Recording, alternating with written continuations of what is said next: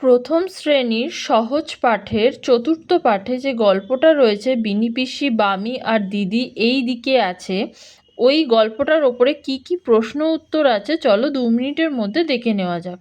আমার কাছে সহজ পাঠের পিডিএফ আছে, সেই জন্য এখানে 33 থেকে 39 লেখা আছে, তবে তোমাদের বইয়ে চতুর্থ পাঠ 29 থেকে 32 পাতা পর্যন্ত রয়েছে।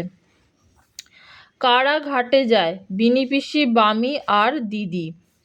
কে ঘটি নিয়ে যায়? বামি। বামি কি দিয়ে ঘটি মাজে? মাটি দিয়ে। রানী দিদি কোথায় আছে? ঘরে আছে। রানী দিদি কেন ঘাটে যায় না? রানী দিদির 3 দিন কাশি, তাই সে ঘাটে যায় না। রানী দিদির কাছে কে কে আছে? মা, মাসি আর কিনি। দিঘি যাওয়ার পথ কোন বন দিয়ে? তাল বন দিয়ে। তাল বনের পরে কি ক্ষেত রয়েছে? তিল ক্ষেত। তিল ক্ষেতের পরে কি ক্ষেত রয়েছে? তিসি ক্ষেত।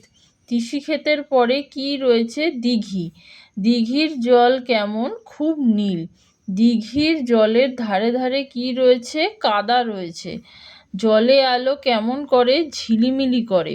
বক কি করে? বক মিটিমিটি চায় আর মাছ ধরে।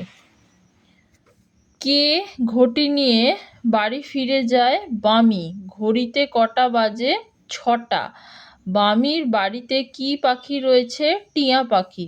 টিয়া পাখি কি কথা বলে? রাম রাম হরি হরি। টিয়া পাখি কি খায়? দানা।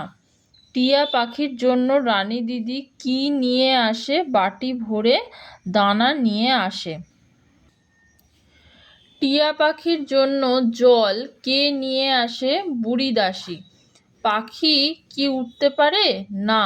পাখি কেন উঠতে পারে না? পাখির পায়ে বেড়ি আছে, তাই সে উঠতে পারে না। পাখিটি আগে কোথায় ছিল? বনে। পাখিটি আগে কিভাবে জল খেত? বনে নদীতে গিয়ে জল খেত। কে এই পাখি পোষে? দিনু।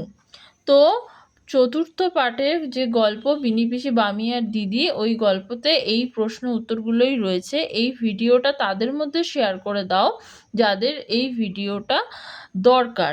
আর এরকমই আরও ছোট ছোট ভিডিও পাওয়ার জন্য আমার ইউটিউব চ্যানেল স্টাডি উইথ মিঠুকে সাবস্ক্রাইব করতে ভুলো না।